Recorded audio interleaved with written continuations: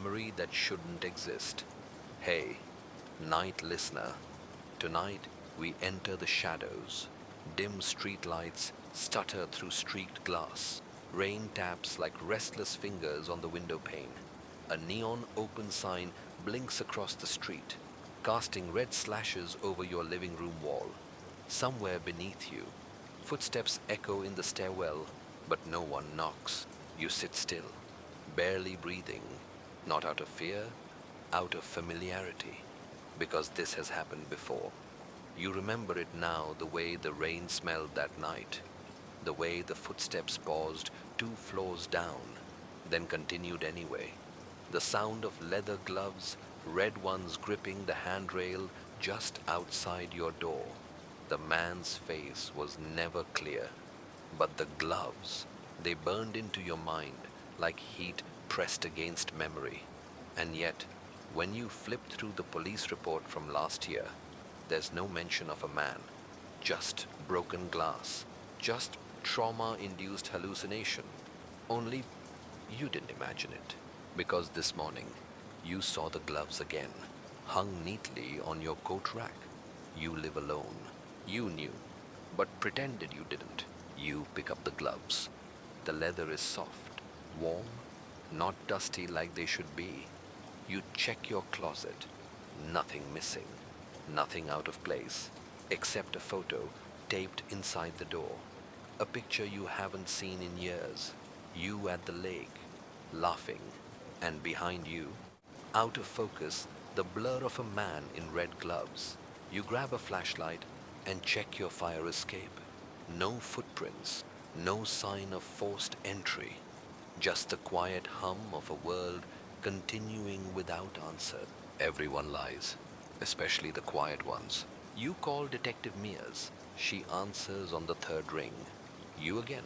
She remembers you, but not the case. Says she's never filed a report for you. Says no one matching your description has ever lived at your address. You ask about the red gloves. There's silence. Then, are you sure you're not confusing stories? Her voice tightens at the end, like she's rehearsing a script, like she's been instructed. You hang up and find the gloves are gone. The coat rack is empty again, but your palms, they smell faintly of leather and something worse. It was never about the truth. It was about control. As you drift to sleep, heart pounding, you whisper to yourself, I remember,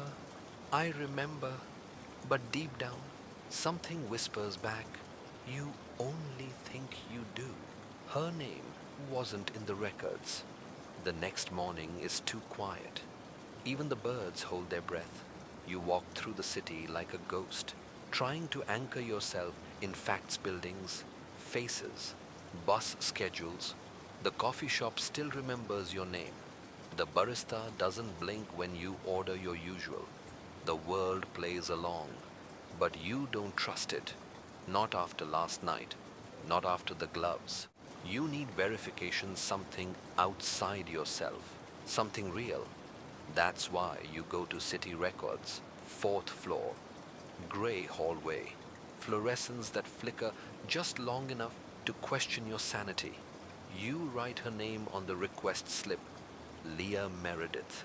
You don't know why. The name poured out like breath, like instinct. You're not supposed to remember her, but you do barely. A long braid, a nervous laugh, whispered secrets shared in the back of a classroom or maybe a hospital room. The memory swims, half formed. The clerk squints at the slip. Who you repeat the name. She types it into the terminal, nails clacking, then stops. That name's restricted. Your pulse spikes. Restricted birth certificate, you ask. She shakes her head. No record. Death. Another shake. Marriage. A flat look.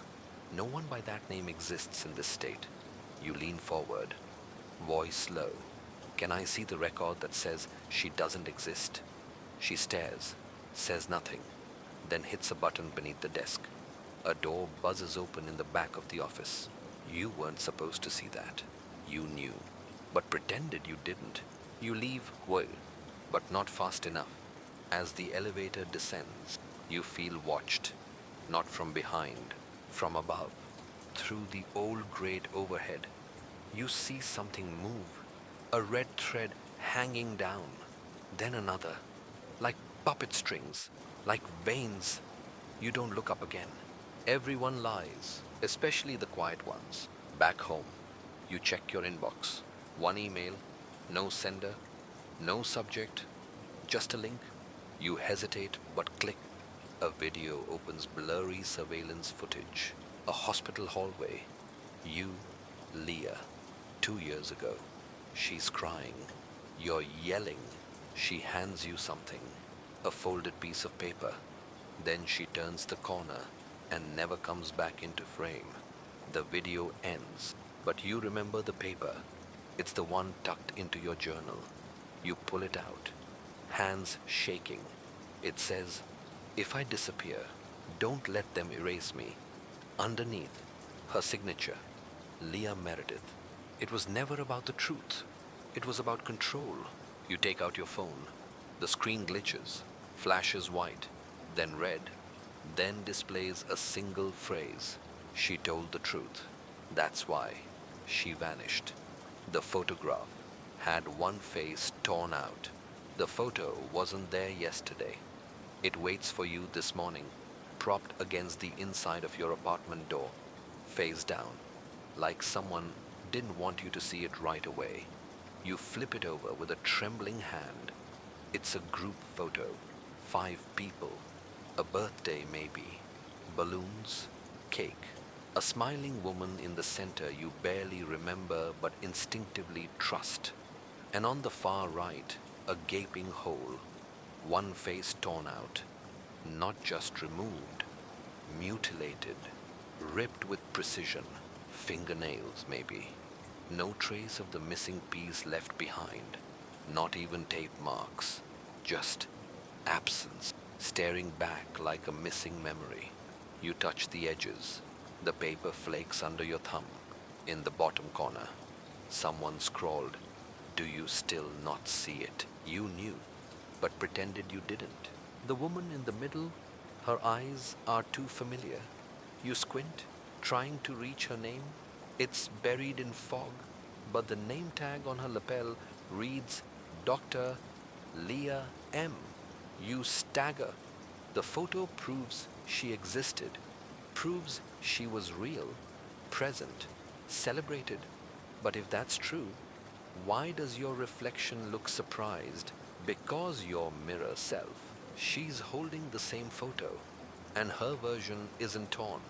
In hers, there's a man on the far right, smiling, wearing red gloves.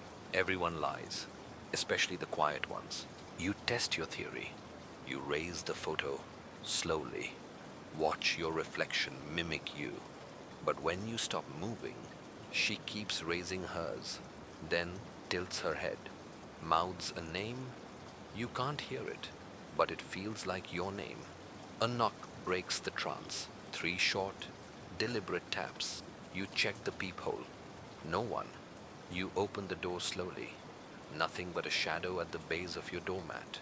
You lift it, expecting a note, a key, a threat. Instead, there's a single Polaroid. Your bedroom, taken from above, while you were sleeping. The timestamp last night, due 41 a.m. The figure standing in the doorway wears red gloves. It was never about the truth. It was about control. You rush to your room. Nothing disturbed. Except the photograph on your dresser has changed. The torn face is back, but it's been replaced with someone else's. Yours. The room they swore never existed. It starts with a smudge on your lease agreement. Something oily, like a thumbprint from another time. You're looking through paperwork, hoping to find some kind of sanity filed between utilities and tax records.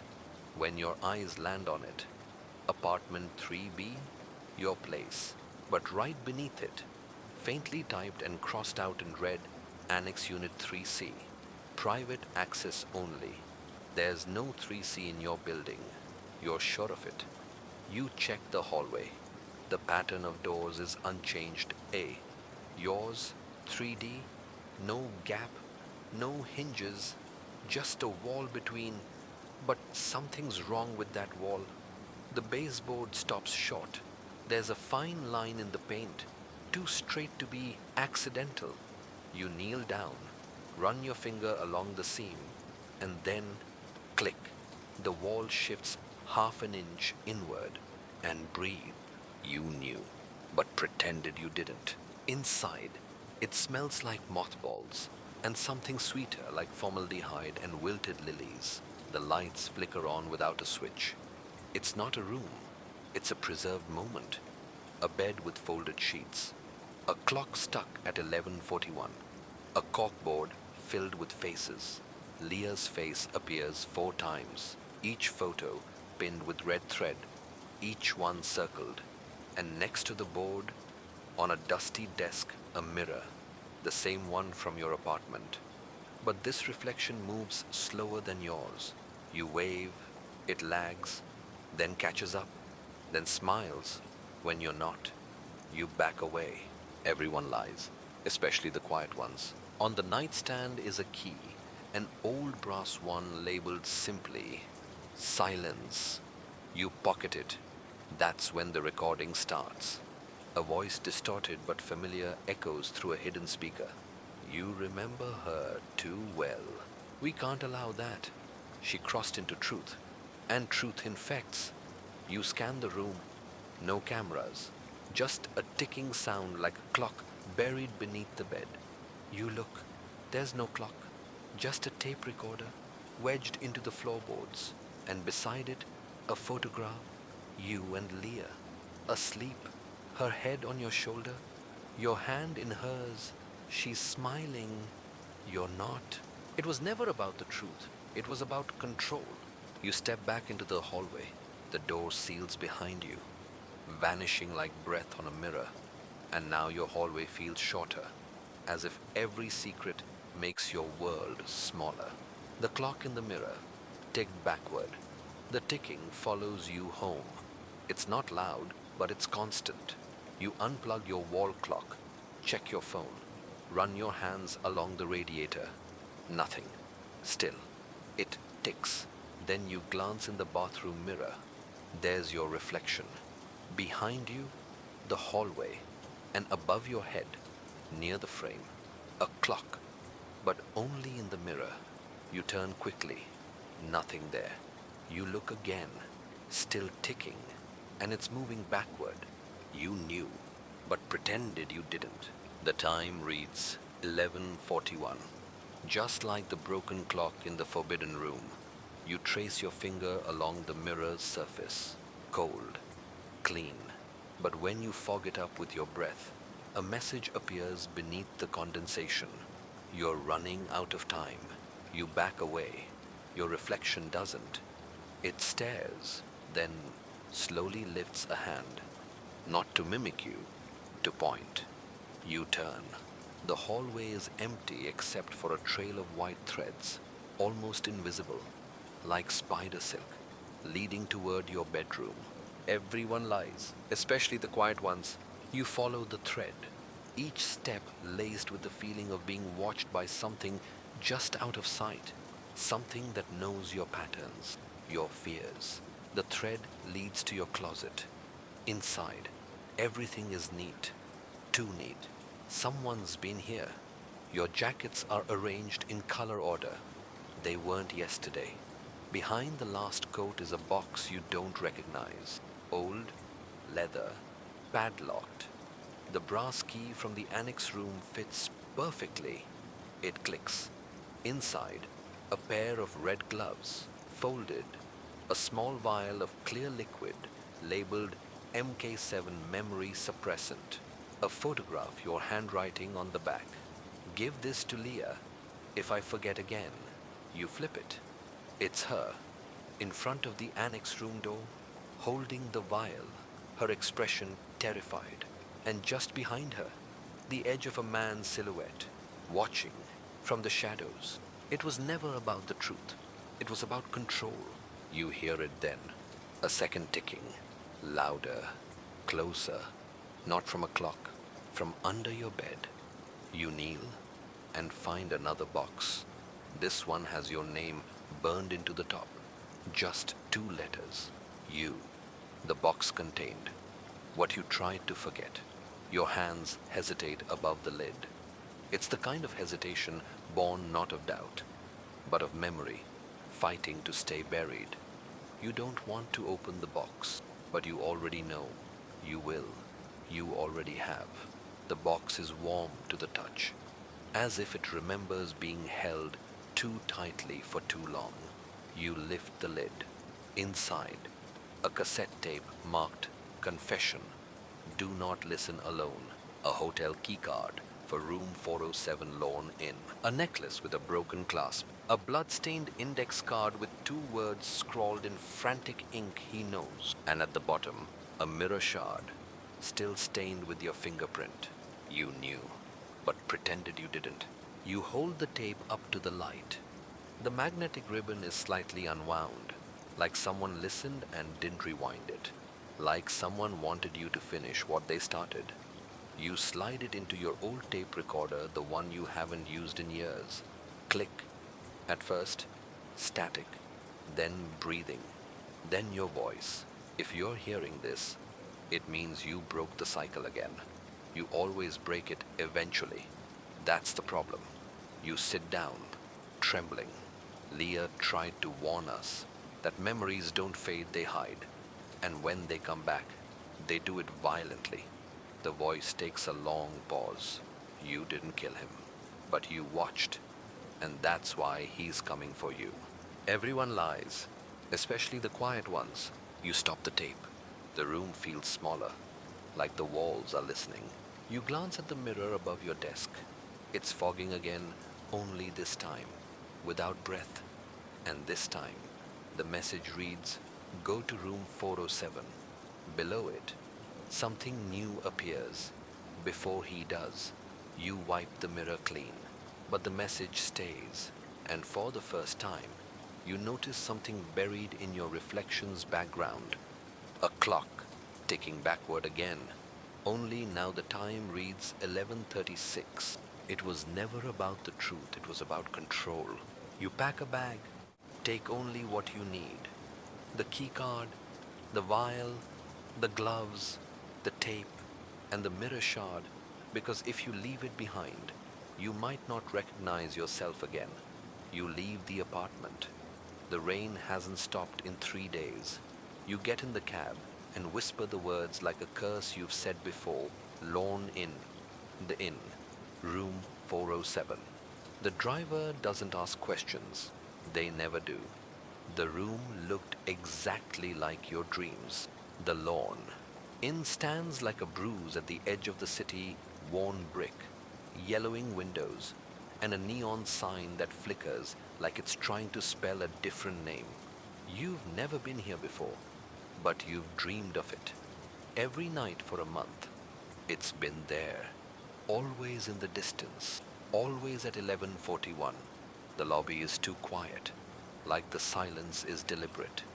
A woman behind the desk doesn't look up when you walk in.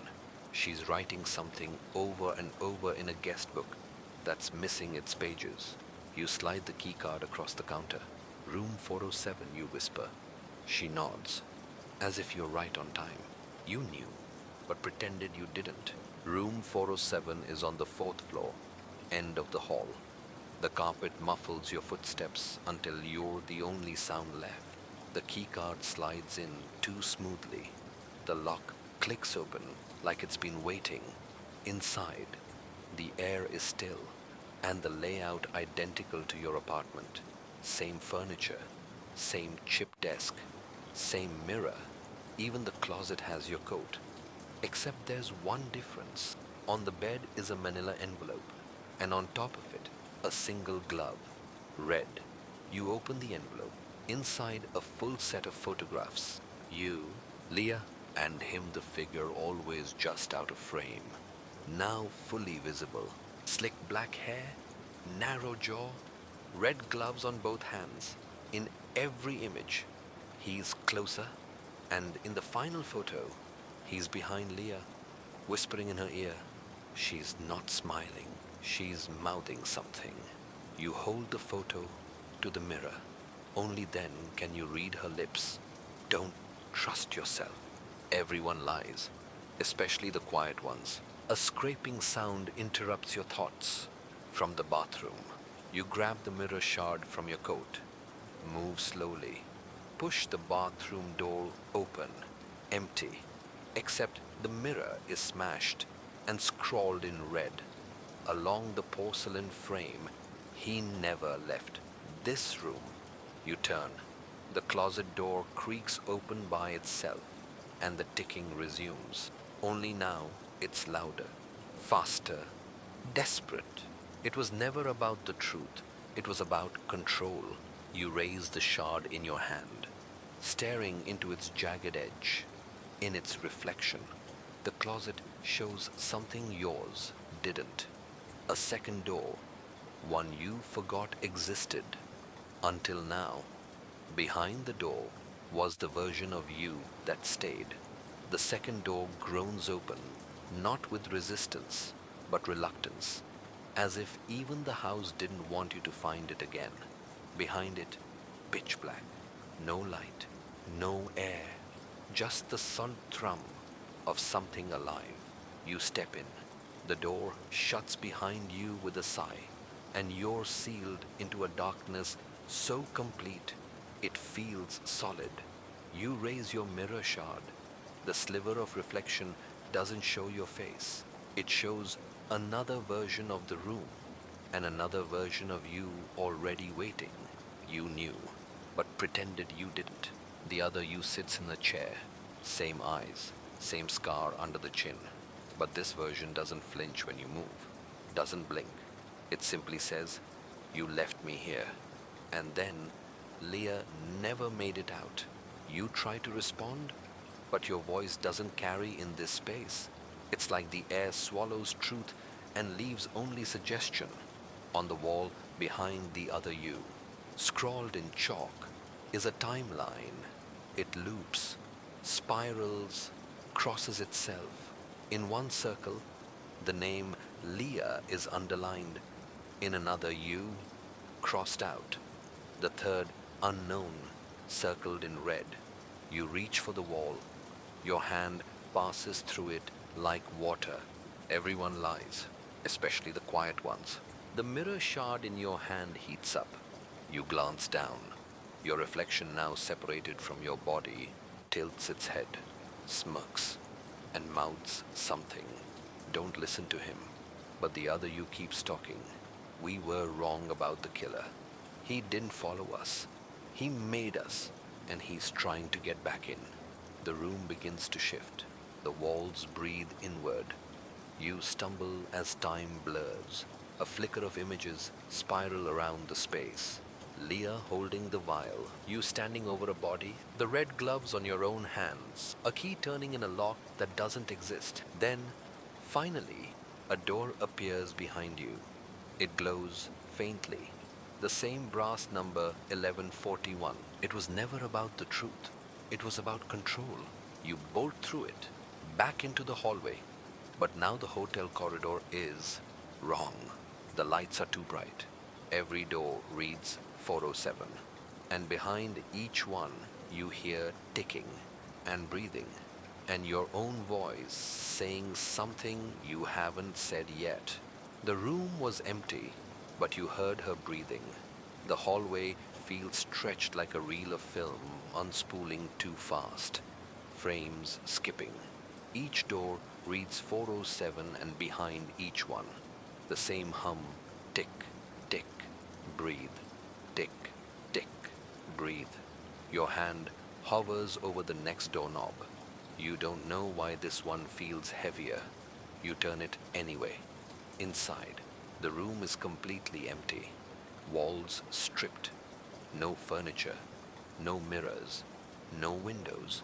Just a voice, faint but unmistakable. Close the door.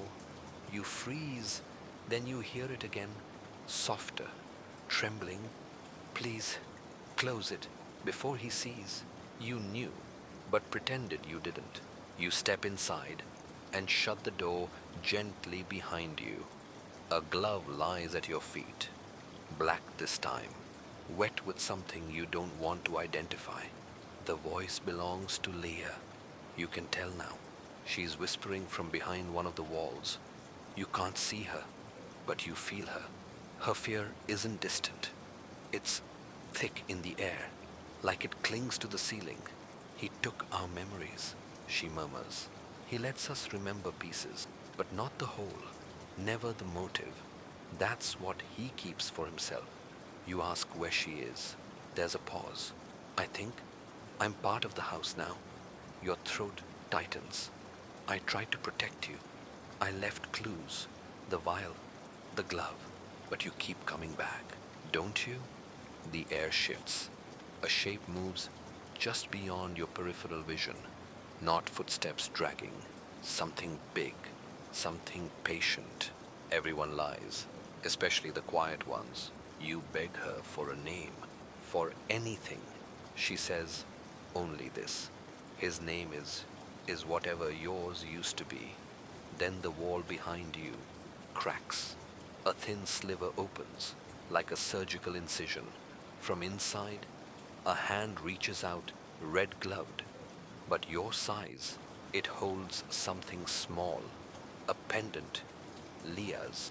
You step forward and take it. The moment it touches your skin, your head ignites with a sound like glass breaking backwards. You remember a knife, but not who held it. It was never about the truth. It was about control. The door behind you is gone now. You're not in room 407 anymore. You're in the hallway again. Only now every door reads your name. Your name was on every door. The hallway stretches in both directions, identical, infinite. You turn left, the doors follow. You turn right, same result. Every brass plaque reads your name, not initials, full name. Bold serif letters like the kind engraved on tombstones. No room numbers now. Only you. You knew, but pretended you didn't. You reach out, touch one of the doors. Warm. It pulses faintly under your fingertips like it's alive. You try the handle. It opens too easily. Inside your bedroom, not just a replica yours, same stack of unopened mail, same stain on the rug from that spilled bottle of red wine you never cleaned. Only one thing is different. A tape recorder sits on the bed, old, worn. A sticker reads, "Play me if you remember." You press play. Static. Then Leah's voice, soft and cracked.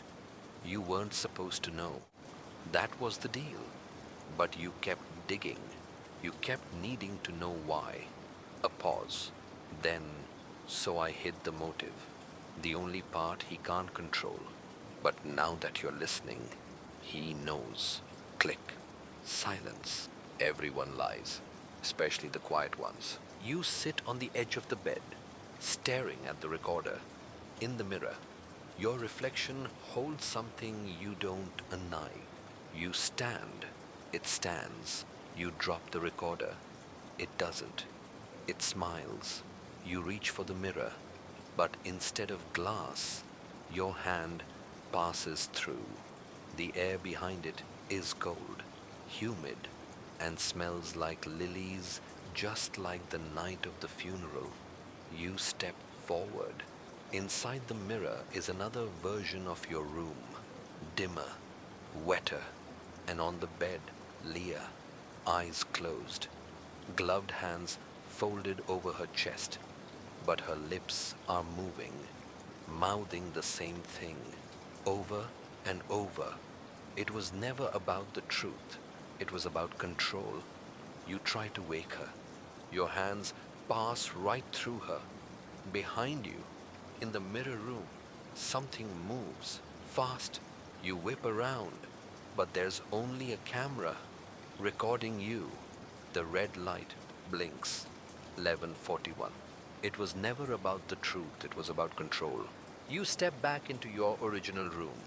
The tape recorder is gone. And this time, the door reads something new: guilty. You left the room, but the room stayed inside you. The door marked guilty swings open behind you as if nudged by something unseen, not forced, invited. You hesitate, hand on the frame, listening. No ticking, no whispering, only the distant creak of floorboards and the faintest smell of lavender and blood. You cross the threshold, and the hallway is gone. Now it's a courtroom, silent, empty, frozen in time like a photograph taken just before a scream. You knew, but pretended you didn't. The chairs are filled with mannequins wearing your memories. Your sixth grade teacher, the man you shoved in the alley, the barista whose name you never learned, Leah. Each figure wears a different expression, some accusing, others empty, but all are turned toward the witness stand, where you now sit. There is no judge, no gavel, only a clock, hands twitching back and forth, stuck at 11:41.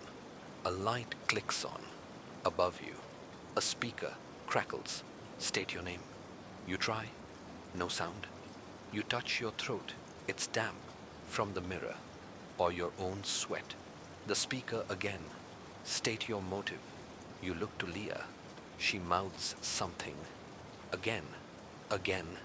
You squint, finally catching the shape of the words. You buried it. A single drawer opens in the jury box. Inside a red folder, labeled Motive. Your hands tremble as you open it. Nothing but a mirror, a flat shard. Your reflection doesn't look back.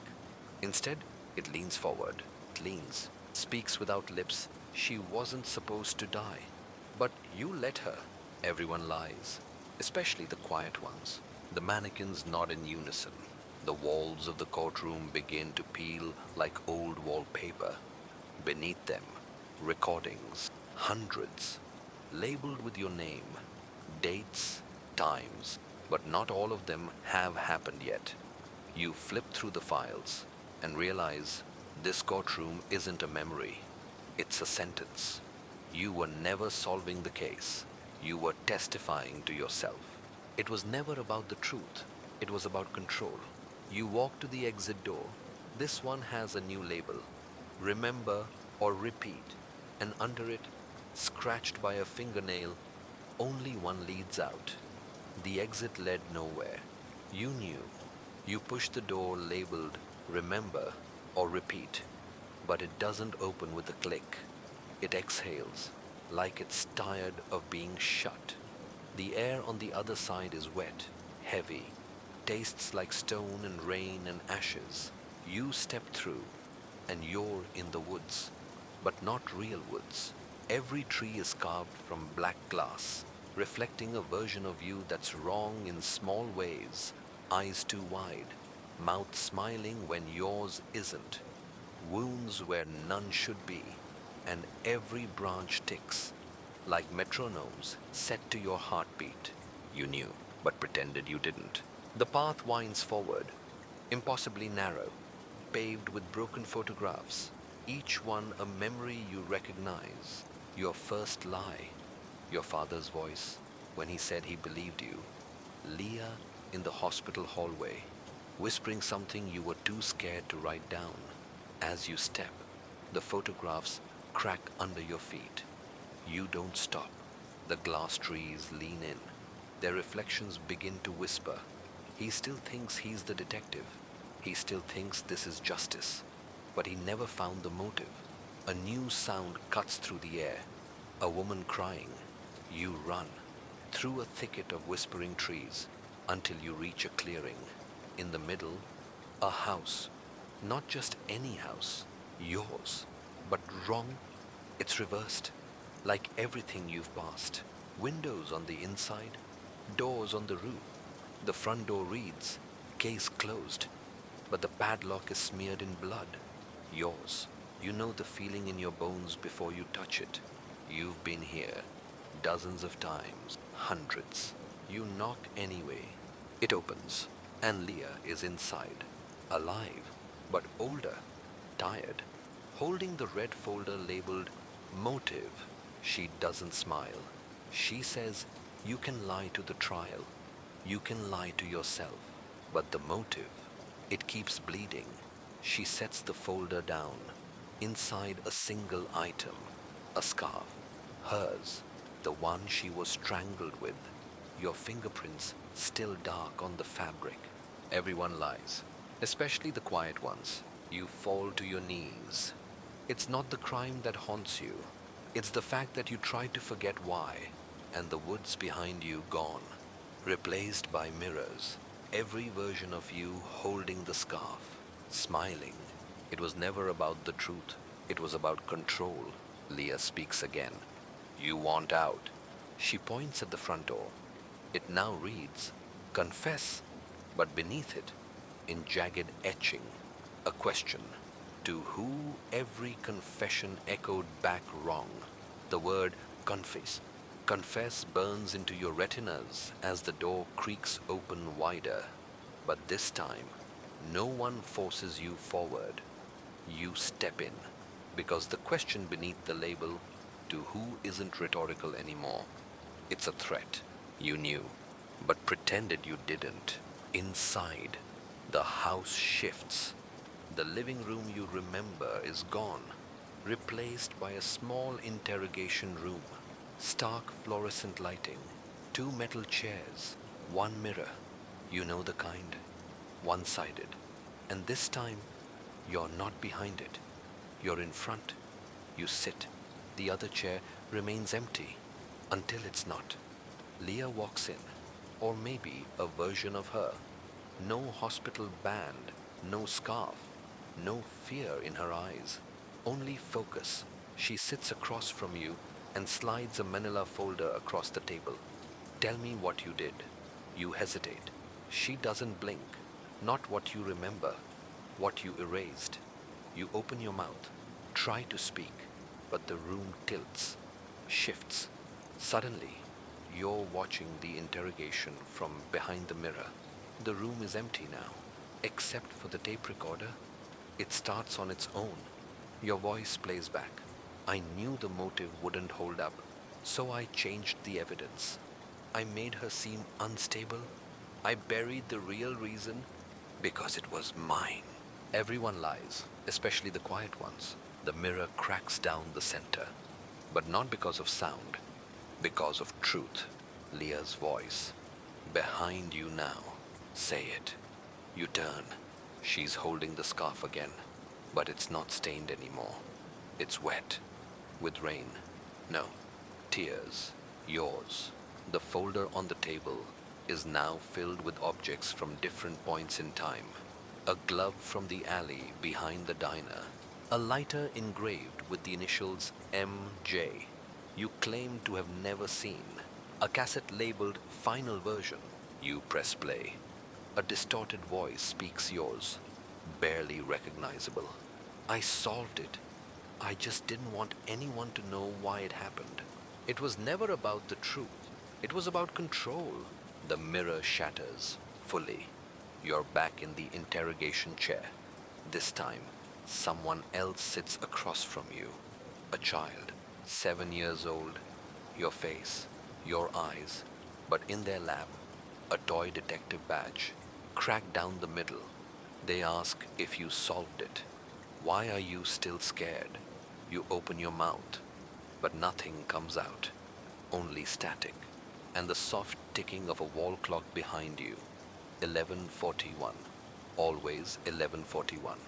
Time broke the moment. Did you stare at the child with your face too calm, too knowing? They shouldn't be here. But this isn't about what should be. This is about what remains when denial runs out. The badge in their lap flickers like a candle about to die, and you realize it's not broken from wear. It's cracked where someone tried to glue it back together. Tried. Failed. You knew but pretended you didn't. The child taps the clock on the wall. It ticks, but not forward, not backward, just clicks. An eternal loop of almost. You glance back at the interrogation room door. It's gone. Only the mirror remains, now acting as the wall, and something presses against the glass from the other side. A hand. Leah's. No. Yours. But it's older, angrier. Wearing a watch stopped at 11:41. The voice returns, no longer distorted. You made yourself the detective so no one would question the story. You gave her a motive she never had. You needed her to be the villain because it was easier than being the cause. Everyone lies, especially the quiet ones. The child stands, hands you the broken badge, then walks into the mirror. The glass ripples, and you don't see yourself anymore. You see scenes, moments you buried. Leah crying behind the wheel of her car. You in the courthouse bathroom, burning the only real piece of evidence, a torn photograph of you and Leah, time-stamped an hour before she was supposed to be alone. A voicemail you never played. You cover your ears. The ticking clock grows louder, then stops. Everything freezes. Leah's voice behind you. If you're ready to face the truth, follow the ticking again. You don't want to. You want to stay in the silence. But silence is a verdict too. It was never about the truth. It was about control. You grip the badge. It burns cold. The mirror cracks again this time, revealing a hallway. One you've seen in dreams. Flickering lights. A red string stretched along the floor like a lifeline. You follow it. Because you have to. Because even false detectives can find something real if they finally stop running. The hallway knew more than you did. You follow the red string. It coils like a vein along the floor, threading through shadows that shift when you look too closely. Each step sounds wrong, too sharp, like footsteps in an empty church. Something about this hallway feels designed, as though someone rebuilt it from memory, not your memory.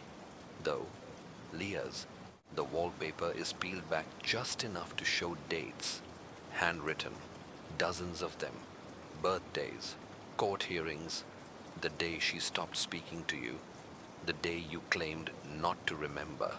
One is circled in red, 11:41. Your hand moves before you think. You smear the ink, but it only bleeds deeper into the wall. You can't erase it. You knew, but pretended you didn't. Further down, the hallway breaks open into another room, this time a bedroom, your childhood one. But Leah's things are there too. The scarf, the perfume, the voice recorder. The red string wraps around them like a warning. You step in. The air hums with silence. Not absence, but anticipation. On the bed is a note, addressed to you. You told me you'd protect me.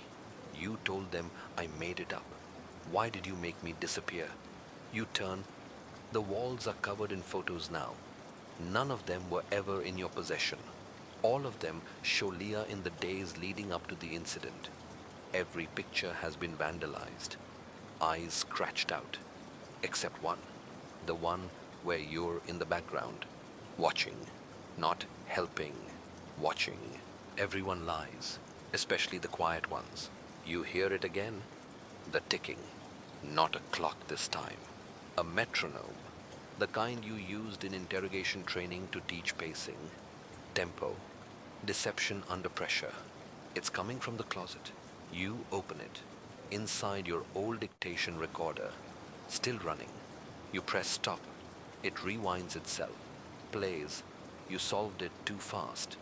You made it neat. You made it believable. You made it yours. It was never about the truth. It was about control. The string ends here, wrapped tightly around the handle of a trapdoor in the floor. You hesitate, and then you hear Leah's voice, not from a tape, not from memory, from right beneath your feet.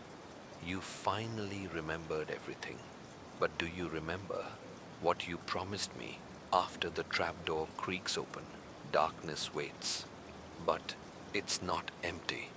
It smells like water and guilt and truth. You climb down. Because what comes next is the real story. The truth was buried in your voice. The ladder rungs are damp, metal slicked with condensation or sweat. Each step down this echoes like you're descending through your own memories. They aren't layered, they're stacked and unstable. You feel them shifting with every move. By the time you reach the bottom, the air is heavier, subterranean, like a bunker built for secrets too loud to survive above ground. The red string is gone, replaced by a trail of cassette tapes lined along a stone shelf, each one labeled by a different version of your handwriting, each one dated 1141. All of them contain your voice and hers together. You knew, but pretended you didn't. You choose one, insert it into the only working player down here. The voice that plays is calm, controlled, yours. This version keeps her alive. In this one, she forgets why. In this one, I'm innocent. You press stop. You choose another.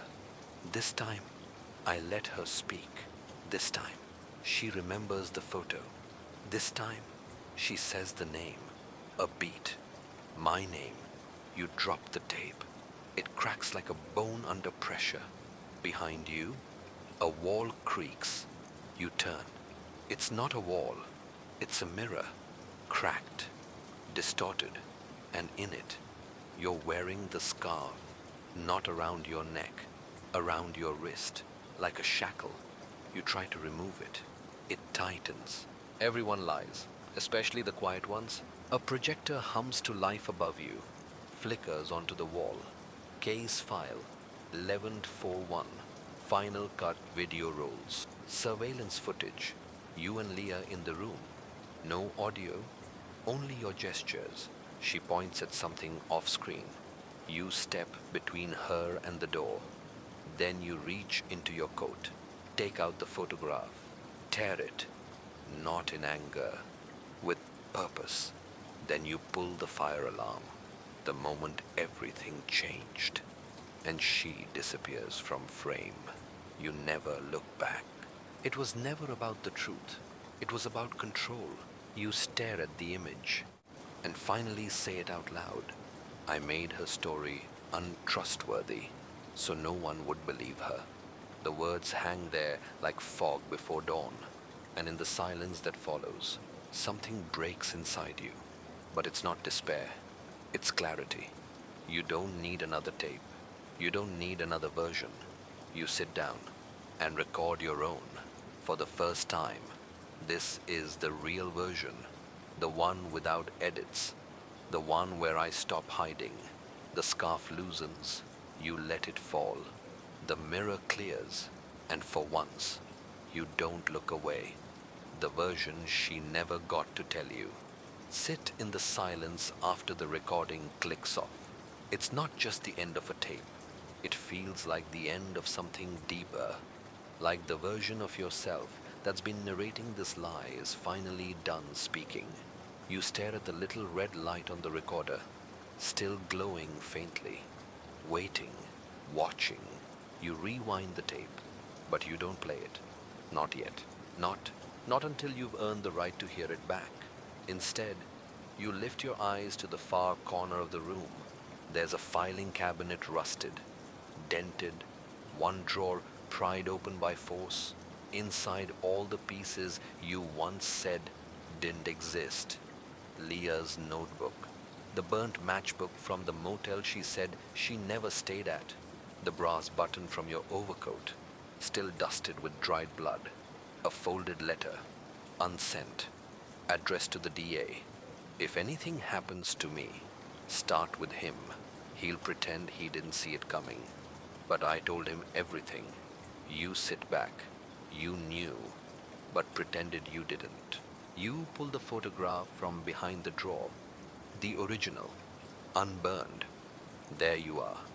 Leah is next to you, smiling, but her eyes are scanning the room. Nervous, distrusting. Behind you, a man in a gray coat, his face blurred in motion. but his hand. It's on your shoulder, and it's not your hand.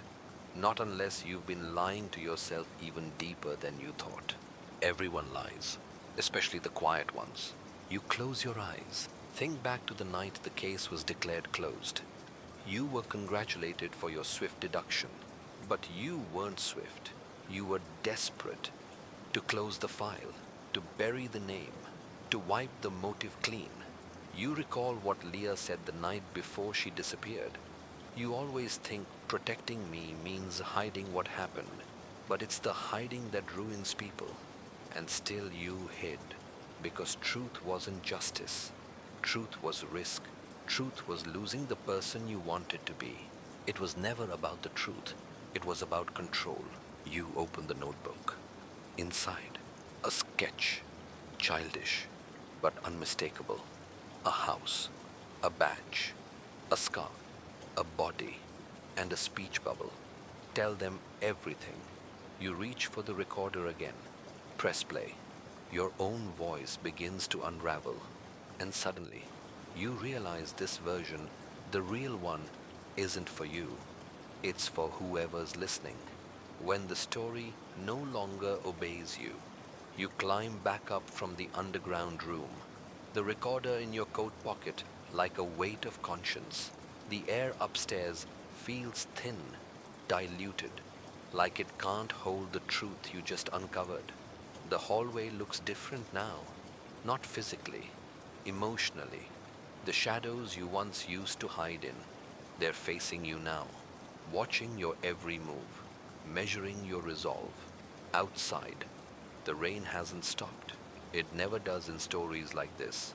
You move toward the evidence board you once used to track the narrative you preferred, the one where you saved her, where nothing was your fault, where memory was neat.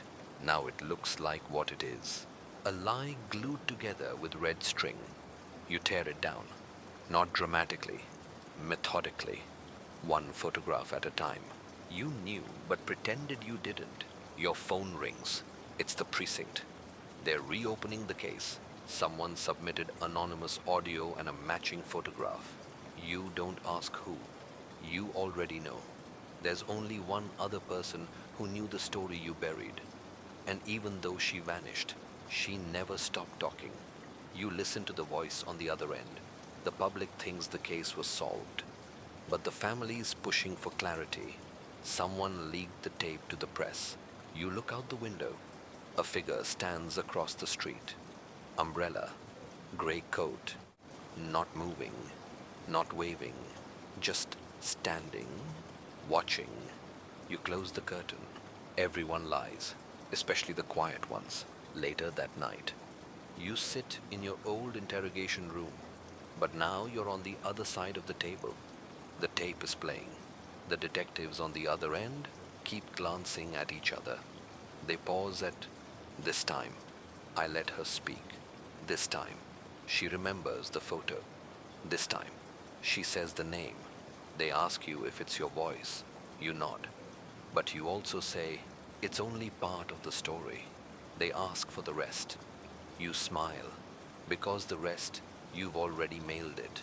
To Leah's sister, to the journalist she once trusted, to the archive that never erases names, just redacts them. And finally, to the man in the photograph, the one who pulled the strings and let you believe you were in control. It was never about the truth. It was about control. You leave the station without being charged. Yet, but the rain follows you like a shadow with too many secrets. That night, as you lie awake, you realize the version of the story where you were innocent. It no longer exists. The story no longer obeys you. The motive you buried wasn't hers. The next morning, you wake to silence. No knock on the door. No sirens. No messages from the precinct. Just silence. But it's the kind that knows something. You sit on the edge of the bed, watching the shadows stretch across your floor like arms reaching for something you still refuse to name. On your nightstand, the envelope you were too afraid to open. Leah's final letter. You unfold it slowly, as though it might scream, her handwriting shaky, but unmistakable starts mid-thought. You always said motive was everything, but you forgot yours. You solved the case so fast because it scared you, not the crime the reason. You close your eyes, and the memory crashes in. Not the murder, not the investigation, the argument. You told her to stay quiet, to stop pushing, to let it go. She didn't. She kept digging, not to expose you, but to protect you. If I keep talking, they won't come after you. They'll come after me. But you silenced her, not with violence, with doubt, made her question herself, her version, until she vanished into the fog of her own memories. You knew, but pretended you didn't. You paced the room, glancing at the mirror above the dresser, cracked, but still whole enough to reflect. And there it is again, the scarf. You never put it back on, but somehow it's on your reflection, like it never left. Like guilt, it doesn't require your permission to appear. Everyone lies, especially the quiet ones. You sit down, start a new tape, not to confess, not exactly, to document. This is the version I was never supposed to say. This is the part where the detective becomes the unreliable narrator. This is where motive stops being hers and becomes mine. You don't need prompts anymore. No red string, no board, just memory, just truth. You reach into the desk and pull out the old case file. Inside is the one page you tore out years ago, the one that said primary suspect redacted due to lack of motive. You hold a pen to the margin and you write your name, not because you're guilty of the crime, but because you killed the story before it could save her. It was never about the truth. It was about control. The phone rings. This time, you let it go to voicemail, because the next move, it's not yours. It's justice's. Truth wasn't justice. It was the reckoning. You wait, not for absolution, just for consequence, but none comes. Instead, something worse arrives. Recognition. You pass a newsstand the next day. A headline stares back at you. Old case. New evidence detective may have buried the motive. They don't print your name. Not yet. But the photo is enough. That same one, the one you tried to burn, the one Leah never stopped remembering. You buy every copy. Destroy none of them, because that's the deal now. You can no longer curate the narrative. You can only let it unfold. And it does, quickly. That night, a knock. You freeze an instinct now, but it's not the police. It's her sister, gray coat, eyes like hers, only colder. She doesn't ask permission when she enters. She just drops a folder on your table. Inside, a copy of Leah's medical records, her journal, with pages you thought you'd never see again, and a letter from the real killer's psychiatrist. You skim it. The motive wasn't hidden. It was repressed. Too traumatic. Too close. The killer didn't remember until long after the trial, and by then, you had already solved it. So why didn't they come forward? Because you convinced everyone it was already done. Even them. You look at her sister. She's not crying. She's not angry. She's just tired of being told what not to remember. You were never the villain, she says. But you weren't the hero either. You knew, but pretended you didn't. She leaves. You sit alone. The room now filled with every version of the story. The official, the private, the lost, the one she tried to tell, and the one you now carry. You pull out your badge, lay it on the table, next to the tape, next to the scarf, next to the one last note from Leah, folded small, tucked in the corner. If I disappear again, don't look for me. Just make sure no one forgets I was here. Everyone lies. especially the quiet ones. You press record. This time, there's no rehearsed line, only this. The truth wasn't justice, it was the reckoning, and I'm ready for it now. You speak until the tape clicks off. Not because you're done, because you finally said enough. The tape stops, but the story doesn't. It lives now, in the places you can't see between breaths, between footsteps, in the crack beneath the door where light and guilt slip through together. You've turned the recorder off, but its echo stays in the room. You don't dare play it back. Not tonight. Outside, the rain returns like a ritual, soft at first, then steady, like the world washing its hands of the lies it let linger. You sit by the window, watching it blur the glass, knowing full well some stains don't wash off. Somewhere, someone will hear that recording. They'll hear the fear under your voice, the hesitation, the regret, but not the truth, because the truth wasn't in what you said. It was in what you chose not to hide this time. You still don't know if justice ever arrived. Maybe it never does. Maybe justice is just the name we give to the moment we stop running. Maybe it's not about verdicts or handcuffs or headlines. Maybe justice is a rain-soaked silence, and the fact that you're still breathing inside it.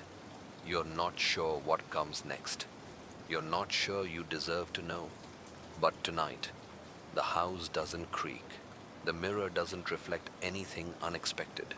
And when you lock the door, it clicks like closure. So sleep. If you can, let the storm take the last word. And if you dream of footsteps in the hall, don't panic.